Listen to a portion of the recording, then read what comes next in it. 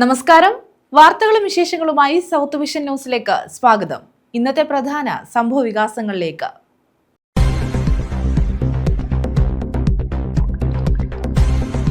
₹10,000 കൈക്കൂലി വാങ്ങുന്നതിനിടെ assistant village officer വിജിലൻസിന്റെ പിടിയിൽ. Piravanthoor village assistant Thiruvananthapuram പട്ടം സ്വദേശി മുഹമ്മദ് ഖാനാണ് പിടിയിലായത്. ഭൂമി തരം മാറ്റി നൽകുന്നതിനാണ് കൈക്കൂലി വാങ്ങിയത്.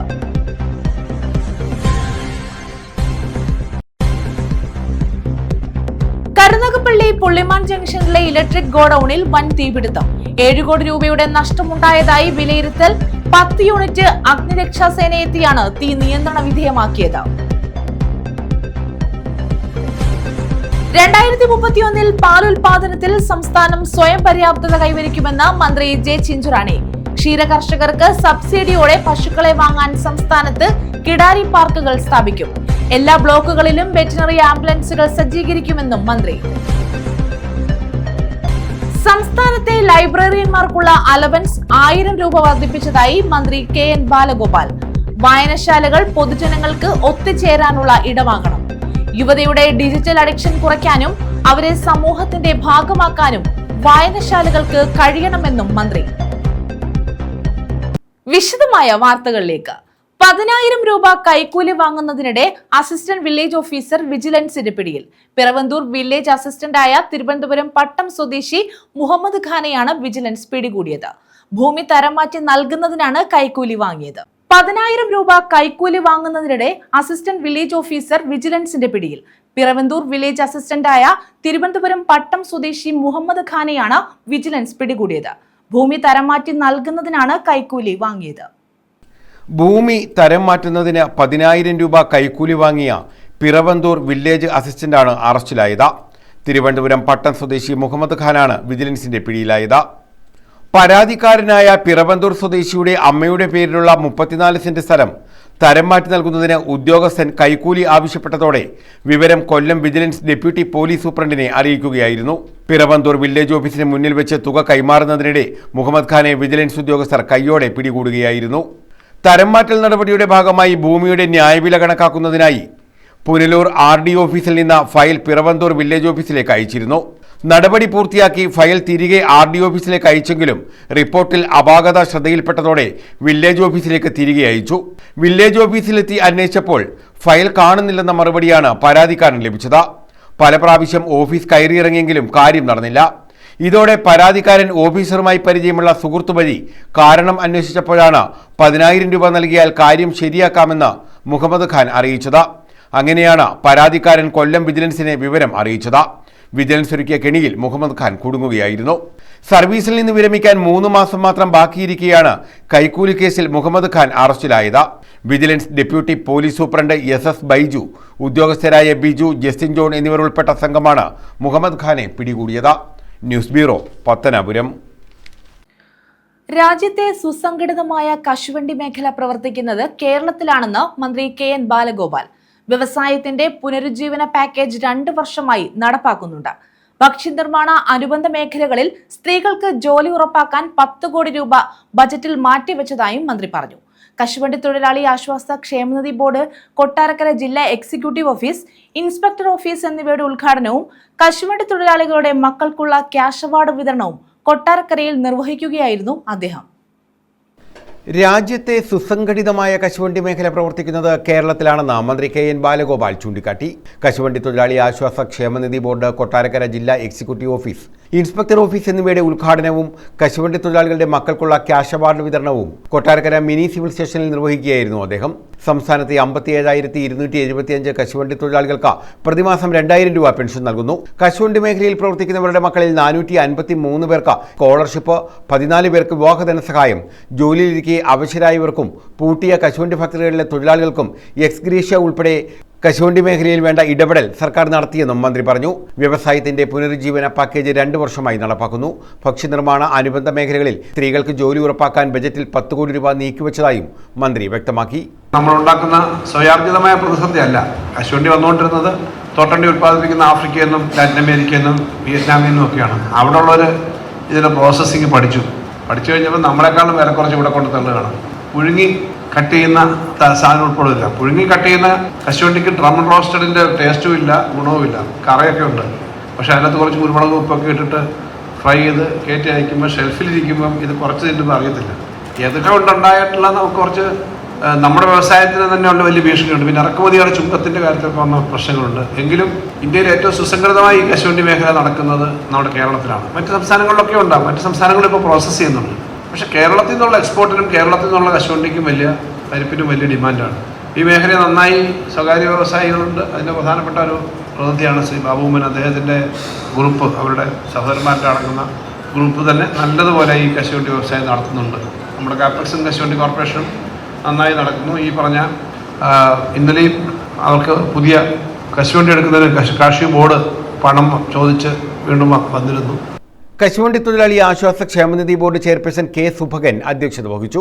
കൗൺസിലർ എൽമിനി, ബോർഡ് ഡയറക്ടർമാരായ അയത്തിൽ സോമൻ, കുന്നത്തൂർ ഗോവിന്ദപിള്ള, ജി വേണുഗോപാൽ, ബാബു ഉമ്മൻ, ക്ഷേമനിധി board chief executive officer A Bindu, Kottarakkara ജില്ലാ എക്സിക്യൂട്ടീവ് ഓഫീസർ കെ ജാലിസ തുടങ്ങിയവർ പങ്കെടുത്തു. News bureau, Kottarakkara. 2031 പാലുൽപാദനത്തിൽ സംസ്ഥാനം സ്വയം പര്യാപ്തത കൈവരിക്കുമെന്ന് മന്ത്രി ജെ ചിഞ്ചുറാണി. സംസ്ഥാനത്ത് പാലുൽപാദനത്തിൽ 14% വർധനവുണ്ടായി. ക്ഷീര കർഷകർക്ക് സബ്സിഡിയോടെ പശുക്കളെ വാങ്ങാൻ സംസ്ഥാനത്ത് കിടാരി പാർക്കുകൾ സ്ഥാപിക്കും. എല്ലാ ബ്ലോക്കുകളിലും വെറ്റിനറി ആംബുലൻസുകൾ സജ്ജീകരിക്കുമെന്നും മന്ത്രി പറഞ്ഞു. കുളത്തൂപ്പുഴയിൽ advanced technologies in bovine production and research സെന്ററിന്റെ ശിലാസ്ഥാപനം നിർവഹിക്കുകയായിരുന്നു മന്ത്രി. 2031 സംസ്ഥാനം പാലുൽപാദനത്തിൽ സ്വയം പര്യാപ്തത കൈവരിക്കുമെന്ന് മന്ത്രി ജെ ചിഞ്ചുറാണി പറഞ്ഞു. ലൈവ് സ്റ്റോക്ക് ഡെവലപ്മെന്റ് ബോർഡിന്റെ കുളത്തൂപ്പുഴ ഫാമിൽ സ്ഥാപിക്കുന്ന advanced technologies in bovine productions and research സെന്ററിന്റെ ശിലാസ്ഥാപനം നിർവഹിക്കുകയായിരുന്നു മന്ത്രി. ഏത് വന്ധ്യതയുള്ള പശുക്കളുണ്ടെങ്കിലും വെറ്റിനറി ഡോക്ടർമാർ മുഖേന അവർക്ക് വേണ്ടുന്ന എല്ലാ ട്രീറ്റ്മെന്റും കൊടുത്ത് അവയുടെ വന്ധ്യത മാറ്റിയെടുക്കാനുള്ള പ്രവർത്തനം. അതോടൊപ്പം തന്നെ മറ്റൊരു പദ്ധതി നമ്മളിപ്പോൾ കേരളത്തിൽ കൊണ്ടുവന്നത്, പ്രത്യേകിച്ച് നമ്മുടെ ജില്ലയിൽ കൊണ്ടുവന്നത് രാജീവ് ഗാന്ധി ബയോ ടെക്നോളജി. അവരുടെ ഒരു സ്ഥാപനം തിരുവനന്തപുരത്തെ സ്ഥാപനമാണ്. അതിൻ്റെ ഒരു ശാഖ ഇന്ന് കൊല്ലത്ത് തുടങ്ങി.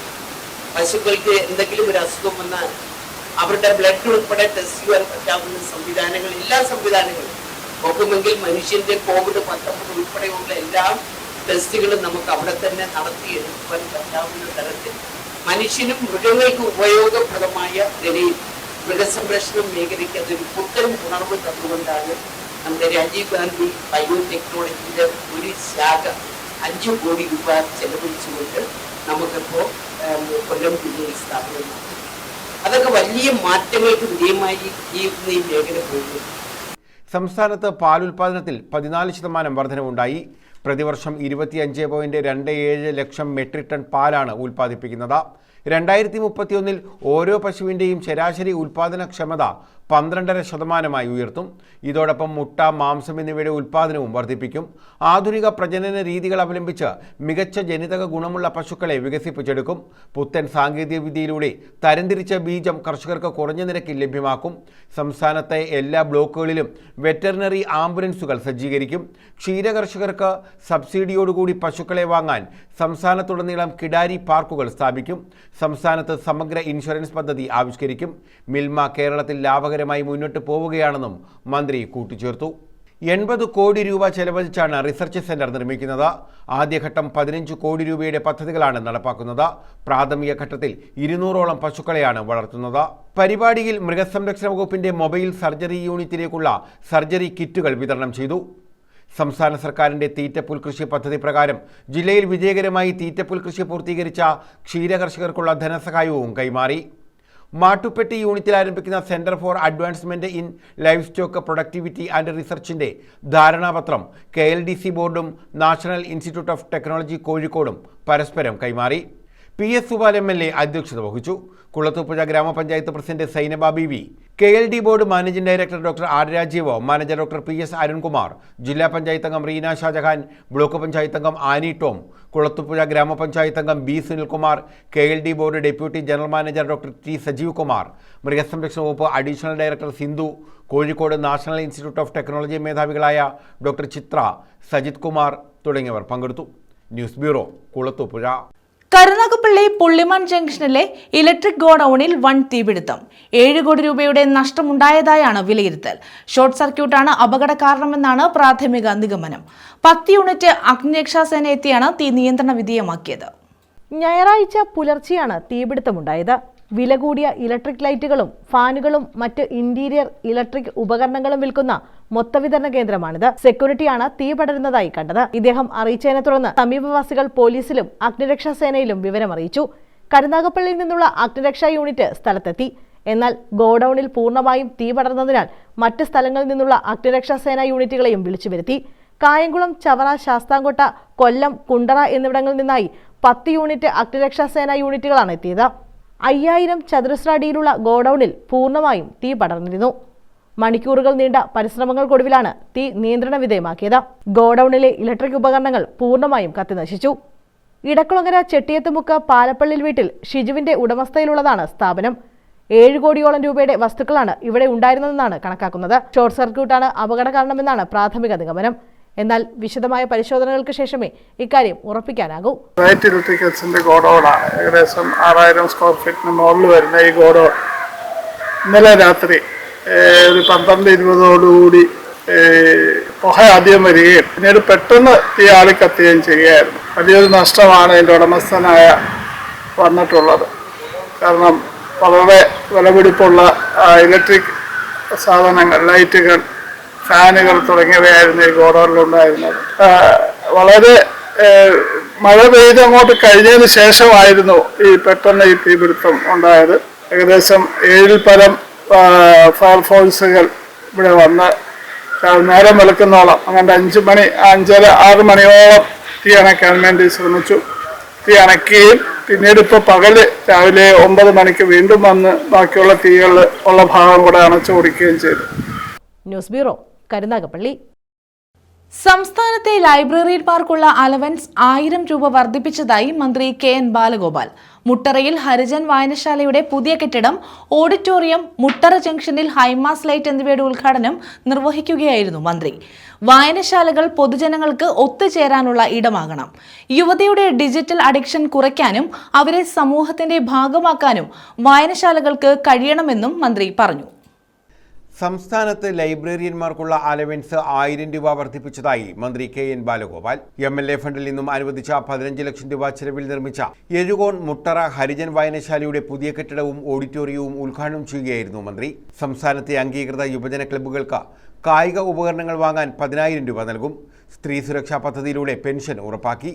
സർക്കാർ ജീവനക്കാർക്കും പെൻഷൻകാർക്കും ക്ഷാമബത്ത വർദ്ധിപ്പിച്ചെന്നും മന്ത്രി പറഞ്ഞു.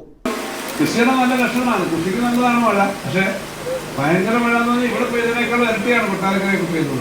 എന്നാലും കൊല്ലം ജില്ലയിലെ ഉണ്ടെന്നാണ് തോന്നുന്നു. ഈ GS പ്രതി പറഞ്ഞ ഇങ്ങോട്ട് വരുമ്പോൾ NH കൂടെ വരുന്ന സമയത്ത് ഈ അതിർത്തി കയറുമ്പോഴേ ഉള്ളൂ. അപ്പോൾ ഏരിയ തിരിച്ചൊക്കെയാണല്ലോ ഇപ്പം മഴ. നല്ല വേനൽമഴ, ഇടിയും മഴയും. ഏതായാലും ഇത്തരം ഒരു സാഹചര്യത്തിലും നമുക്കിവിടെ ഞങ്ങളെ ലൈറ്റ്, അവിടുത്തെ ജംഗ്ഷനിലെ ലൈറ്റും കത്തിച്ചിട്ടാണ് ഇങ്ങോട്ട് വന്നത്. നല്ലതുപോലെ ആളുകൾ കൂടുന്നതാണ്. സാംസ്കാരിക സമ്മേളനമൊക്കെ നടക്കുമ്പോൾ നല്ല ആൾ കൂടുന്ന ഒരു സ്ഥലം തന്നെയാണ് ഇവിടെ. കഴിഞ്ഞ ഒരു 6 മാസം മുമ്പ് ഒരു സാംസ്കാരിക സമ്മേളനത്തിൽ പങ്കെടുത്ത് ഞാൻ നോക്കുന്നത്. ഇവിടെ ഇങ്ങനൊരു ആൾക്കൂട്ടം ഉണ്ടാവുന്നത് അങ്ങനൊരു സാംസ്കാരികമായൊരു സൗകര്യങ്ങളും പാരമ്പര്യം ഉള്ളതുകൊണ്ടുകൂടിയാണ്. ഇവിടെ നിന്ന് കലാപരിപാടി, ഞാൻ ഇവരൊക്കെ വയലിനുമായിട്ടൊക്കെ ഇരിക്കുന്നുണ്ടായിരുന്നു. അപ്പോൾ വയലിൻ പരിപാടികളൊന്നും ചോദിച്ചതുകൊണ്ട് കലാപരിപാടികൾ, കുട്ടികൾ ഉൾപ്പെടെ എല്ലാവരും പങ്കെടുക്കുന്ന പരിപാടികൾ, പൊതുവിൽ വായിക്കാനും ഒരുമിച്ച് വരാനുള്ള സൗകര്യങ്ങൾ, ഇതൊക്കെ എല്ലാ നാട്ടിലും പ്രധാനമാണ്. പ്രത്യേകിച്ച് ഇപ്പോൾ ആളുകൾ ചുരുങ്ങി അവനവനിലേക്ക് ചുരുങ്ങിപ്പോകുന്നൊരു കാലമാണ്. അവനവനിലേക്ക് ചുരുങ്ങുകയെന്ന് പറഞ്ഞാൽ ഒരു മൊബൈൽ മാത്രം മതി, ഇടയ്ക്കിടയ്ക്ക് ഭക്ഷണവും വെള്ളം കിട്ടിയാൽ മതി, മനുഷ്യനെല്ലാവും എന്ന സ്ഥിതിയിലേക്ക് കാര്യങ്ങൾ എത്തിയിരിക്കുകയാണ്. ഭക്ഷണവും വെള്ളമൊക്കെ കിട്ടണം, അതിൻ്റെ ഒരു ബുദ്ധിമുട്ട് മാത്രമേ ഉള്ളൂ. ബാക്കി മുഴുവൻ സമയം മൊബൈലിനകത്ത് നമുക്ക് ജീവിക്കാൻ പറ്റുമെങ്കിൽ അതിനകത്ത് ജീവിക്കാൻ പറ്റുമെന്ന് നോക്കുന്നതാണ്. വായനശാല പ്രസിഡന്റ് C രാജു അധ്യക്ഷത വഹിച്ചു. Vyloppilly Samskriti Bhavan vice chairman GS Pradeepa, Vettikkavala block panchayat president Bindulakshmi, Veliyam ഗ്രാമപഞ്ചായത്ത് പ്രസിഡന്റ് S രേഖ, ജില്ലാ പഞ്ചായത്ത് അംഗം KS ശിജുകുമാർ, ബ്ലോക്ക് പഞ്ചായത്ത് അംഗം L ശൈലജ, പഞ്ചായത്ത് അംഗങ്ങളായ Vishnu Raveendran, G Padmakumariamma, K Sundaran, taluk library council secretary BS Gopakumar, library council അംഗങ്ങളായ L Mathaikutty, P Kochugovindapillai, library council panchayat convener P Aneesh, വായനശാല secretary CR Anilkumar, N Rajendran എന്നിവർ പങ്കെടുത്തു. വയലിനിസ്റ്റ് BN രവീന്ദ്രനെ പരിപാടിയിൽ ആദരിച്ചു. News bureau, Kottarakkara. കൊട്ടാരക്കരയിലെ മുൻ UDF സ്ഥാനാർത്ഥി ഉന്നയിച്ച ആരോപണങ്ങൾക്ക് ഇപ്പോൾ മറുപടി പറയുന്നില്ലെന്നും കാര്യങ്ങൾ പഠിച്ച ശേഷം പ്രതികരിക്കാമെന്നും കൊടിക്കുന്നിൽ സുരേഷ് MP പാർട്ടിയുമായി ആലോചിച്ച് മറുപടി നൽകാമെന്നും അദ്ദേഹം പറഞ്ഞു. കോൺഗ്രസിൽ നിന്ന് രാജിവെച്ച് BJPയിൽ ചേർന്ന R രശ്മിയുടെ ആരോപണങ്ങളുമായി ബന്ധപ്പെട്ട ചോദ്യങ്ങൾക്കായിരുന്നു കൊടിക്കുന്നിലിന്റെ മറുപടി. എന്താണെന്ന് സംഭവം ഞാൻ അറിഞ്ഞില്ല, വിശദാംശങ്ങൾ എനിക്ക് കിട്ടിയില്ല. ഞാനത് വിശദാംശങ്ങൾ അന്വേഷിച്ചിട്ട് നിങ്ങളോട് പ്രതികരിക്കാം. അത് ഞാൻ വിശദീകരിക്കാം. അതിൻ്റെ ഞാൻ പറഞ്ഞല്ലോ, അവരെന്താണ് പറഞ്ഞതെന്ന് ഞാൻ കേട്ടില്ല. നിങ്ങൾ പറയുന്ന അറിവേ എനിക്കുള്ളൂ. അത് വിശദമായിട്ട് മനസ്സിലാക്കിയിട്ട് ഞാൻ പ്രതികരിക്കാം. സംസാരിച്ചിട്ടുണ്ടാകാം. രശ്മി പറഞ്ഞാൽ പിന്നെ സംസാരിച്ചിട്ടുണ്ടാകാം. ഇതിനെക്കുറിച്ചൊന്നും എനിക്ക് യാതൊരു തരത്തിലുള്ള അറിവുമില്ല. അതാണ് ഞാൻ പറഞ്ഞത്. രശ്മി എന്താണോ പറഞ്ഞത് അതിൻ്റെ പൂർണ്ണമായ വീഡിയോ ക്ലിപ്പിംഗ് കേട്ടതിന് ശേഷം മാത്രമേ മറുപടി പറയാൻ കഴിയുള്ളൂ. നിങ്ങൾ ചോദിക്കുന്ന അനുസരിച്ചുള്ള ചോദ്യങ്ങൾക്ക് മറുപടി പറയാൻ കഴിയില്ല. ഇതെല്ലാം ഞാൻ പരിശോധിച്ച് അവരെന്താണ് പറഞ്ഞത്, എന്തിൻ്റെ അടിസ്ഥാനത്തിലാണ് അവർ പാർട്ടി വിട്ടുപോയത്, അതെന്താണ് കാരണമെന്ന് അവർ മാധ്യമങ്ങളിലൂടെ പറഞ്ഞതെന്ന് ഞാൻ മനസ്സിലാക്കിയിട്ടില്ല. അത് മനസ്സിലാക്കിയിട്ട് കൃത്യമായി നിങ്ങളോട് മറുപടി പറയാം. നിങ്ങൾ വെയിറ്റ് ചെയ്യുക, നിങ്ങളെ ഞാൻ വിളിക്കാം. ഈ കാര്യങ്ങളെല്ലാം തന്നെ കൊട്ടാരക്കരയിലെ സഹപ്രവർത്തകരുമായി ആലോചിച്ച് അവരുടെയും കൂടി അഭിപ്രായം കേട്ടതിന് ശേഷമുള്ള ഒരു മറുപടി ആയിരിക്കും ഞാൻ പറയാൻ പോകുന്നത്. ഓച്ചിറ ക്ലാപ്പനയിൽ MDMA ഉൾപ്പെടെയുള്ള ലഹരി വസ്തുക്കൾ പിടികൂടി. സംഭവത്തിൽ ഒരാളെ അറസ്റ്റ് ചെയ്തു. ക്ലാപ്പന കോട്ടയ്ക്കുപുറം സ്വദേശി നിഷാദിനെയാണ് അറസ്റ്റ് ചെയ്തത്. ഇയാളിൽ നിന്ന് കഞ്ചാവും MDMA ടാബ്ലറ്റുകളും ഉൾപ്പെടെയാണ് പിടികൂടിയത്.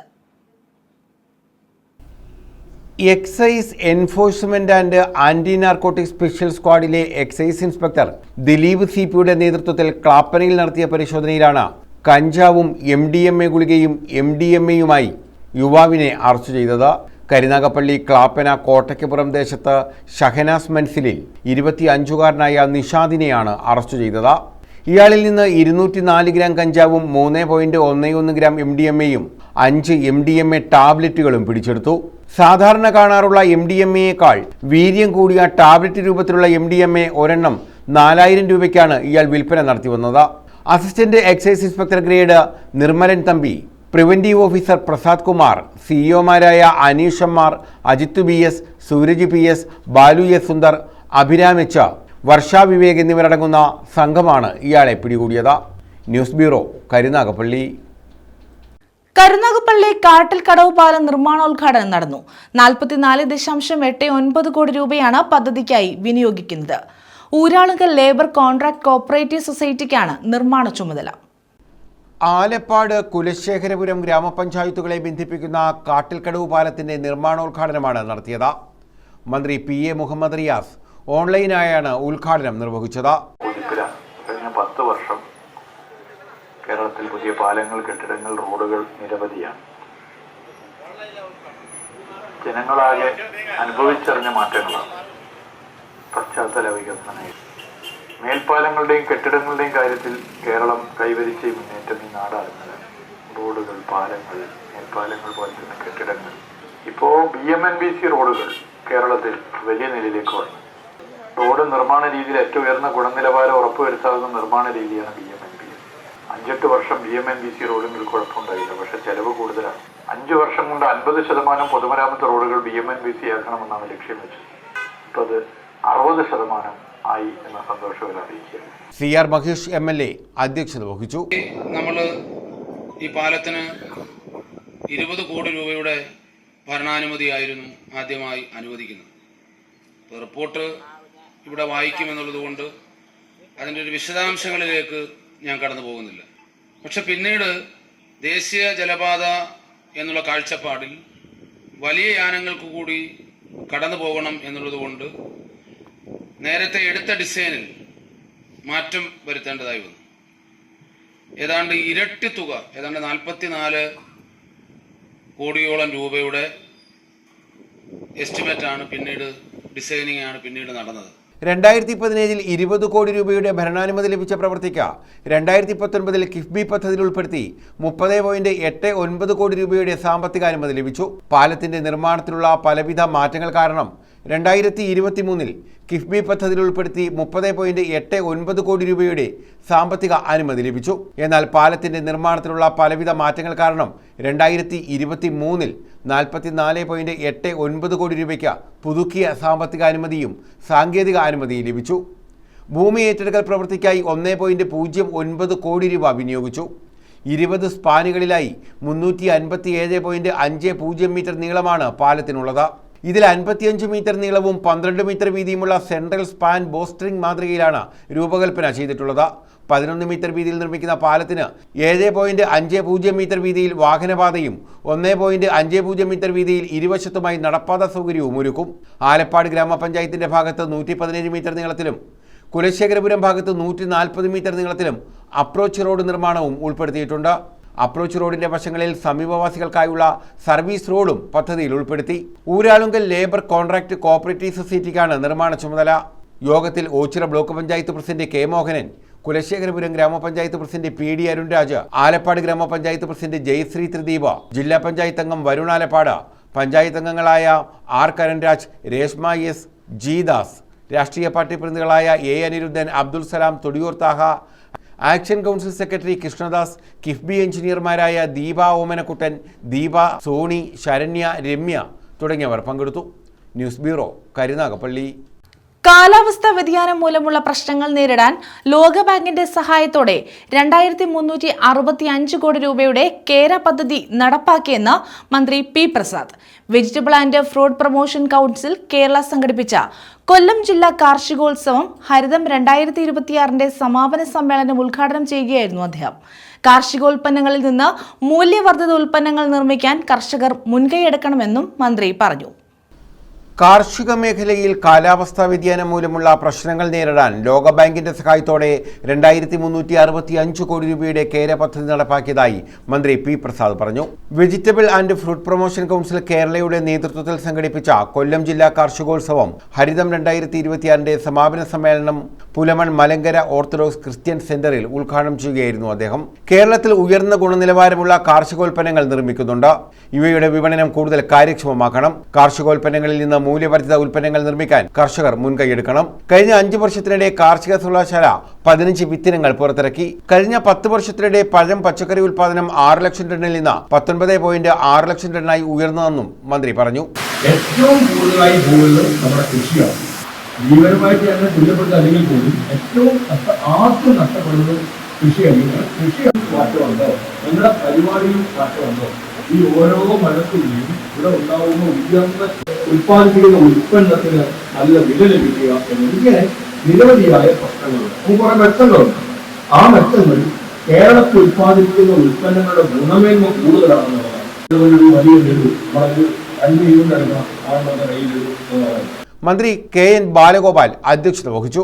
കാർഷികോത്സവത്തിന്റെ ഭാഗമായി നടത്തിയ മത്സര വിജയികൾക്കുള്ള സമ്മാന വിതരണവും മികച്ച കർഷകർക്കുള്ള പുരസ്കാര വിതരണവും കെ എൻ ബാലഗോപാൽ നിർവഹിച്ചു. സന്തോഷകരമായ കാര്യമാണ് മഴ എന്നുള്ളതാണ് ഞാൻ കാണുന്നത്. മഴയുടെ ബുദ്ധിമുട്ടുണ്ടെങ്കിലും കൃഷി വകുപ്പ് മന്ത്രി വന്ന ദിവസം തന്നെ മഴ പെയ്തു എന്നുള്ളത് വളരെ നല്ലൊരു കാര്യമാണ്. മഴയുടെ ബുദ്ധിമുട്ടുണ്ടെങ്കിലും കഴിഞ്ഞ ദിവസം എല്ലാ സ്ഥലത്തും പോകുമ്പോൾ, ഈ മണ്ഡലത്തിൽ പോകുമ്പോൾ ഏറ്റവും പ്രധാന പരാതി വെള്ളമില്ല എന്നുള്ളതാണ്. ഇന്നലെ വെളിയത്തിൽ കരിപ്പയൊക്കെ പോകുമ്പോൾ കൊട്ടാരക്കര KP കനാട് തുറന്നു വിട്ടിട്ടില്ല പൂർണ്ണമായിട്ട്. ചില മെയിൻ്റനൻസ് നടക്കുന്നേ ഉള്ളൂ. അതാണ് എല്ലാ സ്ഥലത്തും കുടിവെള്ളത്തിന്റെ ഉൾപ്പെടെ പ്രശ്നമുണ്ട്. എല്ലാ സ്ഥലത്തും വെള്ളത്തിന്റെ പ്രശ്നമുള്ള സമയത്ത് വേനൽ മഴ ഇങ്ങനെ പെയ്തു എന്നുള്ളത് മാത്രമല്ല സാമാന്യം നല്ല മഴയാണ്. കൊടിക്കുന്നിൽ സുരേഷ് MP മുഖ്യ പ്രഭാഷണം നടത്തി. വിവിധങ്ങളായ കാർഷിക വിഷയങ്ങളെ കുറിച്ചുള്ള സംവാദങ്ങളും ചർച്ചകളുമാണ് ഈ ഹരിതം 2026 നടന്നിരിക്കുന്നത്. കൊല്ലം ജില്ലയിലെ മിക്കവാറും എല്ലാ EFC-കളിൽ നിന്നുള്ള കർഷക പ്രതിനിധികളാണ് ഇതിൽ പങ്കെടുത്തത്. ജില്ലാ panchayat president R Lathadevi, vice president SR Arun Babu, standing committee chairperson G Saraswathi, Kottarakkara നഗരസഭാ chairperson Anitha Gopakumar, deputy chairperson Shaju, standing committee ചെയർപേഴ്സൺമാരായ SR Ramesh, D Ramakrishnapillai, vegetable and fruit promotion council ഭാരവാഹികൾ, ഉദ്യോഗസ്ഥർ, കർഷകർ തുടങ്ങിയവർ പങ്കെടുത്തു. News bureau, Kottarakkara. വേനൽ ചൂടിന് ആശ്വാസമായി കനത്ത മഴ. കൊല്ലം ജില്ലയുടെ വിവിധ പ്രദേശങ്ങളിൽ മഴ പെയ്തു. കിഴക്കൻ മേഖലയിലും മഴ രേഖപ്പെടുത്തി. ന്യൂനമർദ്ദത്തിന്റെ പശ്ചാത്തലത്തിലാണ് സംസ്ഥാനത്തിന്റെ തെക്കൻ ജില്ലകളിൽ മഴ പെയ്തത്. മഴ തുടരുമെന്നാണ് കാലാവസ്ഥാ കേന്ദ്രത്തിന്റെ മുന്നറിയിപ്പ്.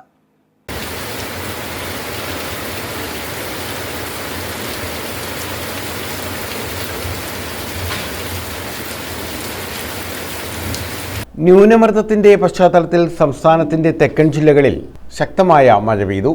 വേനൽ ചൂടിന് ശമനമായി മഴ പെയ്തിറങ്ങിയത് കർഷകർക്കുൾപ്പെടെ താൽക്കാലിക ആശ്വാസവുമായി. ചൂട് കൂടി സൂര്യാഘാതം ഉൾപ്പെടെ ഏൽക്കുന്ന സാഹചര്യത്തിലായിരുന്നു മഴ പെയ്തത്. വേനലിൽ കിണറുകളിലും ജലാശയങ്ങളിലും വെള്ളമില്ലാതെ ഫലവൃക്ഷങ്ങളും കാർഷിക വിളകളും കരിഞ്ഞുണങ്ങുന്ന സാഹചര്യമുണ്ടായിരുന്നു. തെന്മല ഡാമിൽ നിന്നുള്ള വെള്ളം കനാൽ വഴി തുറന്നുവിട്ടെങ്കിലും ചില സ്ഥലങ്ങളിൽ പ്രയോജനമില്ലാത്ത അവസ്ഥയാണ്. ന്യൂനമർദ്ദത്തിന്റെ പശ്ചാത്തലത്തിൽ വരും ദിവസങ്ങളിലും തെക്കൻ കേരളത്തിൽ മഴ പെയ്യുമെന്നാണ് കാലാവസ്ഥാ കേന്ദ്രം അറിയിക്കുന്നത്. ന്യൂസ് ബ്യൂറോ, കൊല്ലം. പ്രധാന വാർത്തകൾ വീണ്ടും.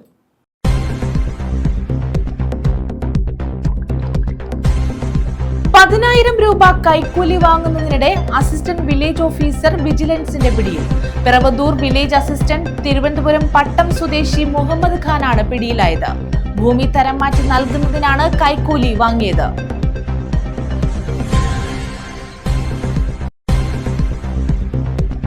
കരുനാഗപ്പള്ളി പുള്ളിമാൻ ജംഗ്ഷനിലെ ഇലക്ട്രിക് ഗോഡൌണിൽ വൻ തീപിടുത്തം. 7 കോടി രൂപയുടെ നഷ്ടമുണ്ടായതായി വിലയിരുത്തൽ. 10 യൂണിറ്റ് അഗ്നിരക്ഷാസേന എത്തിയാണ് തീ നിയന്ത്രണ വിധേയമാക്കിയത്. 2031 പാൽ ഉൽപാദനത്തിൽ സംസ്ഥാനം സ്വയം പര്യാപ്തത കൈവരിക്കുമെന്ന് മന്ത്രി ജെ ചിഞ്ചുറാണി.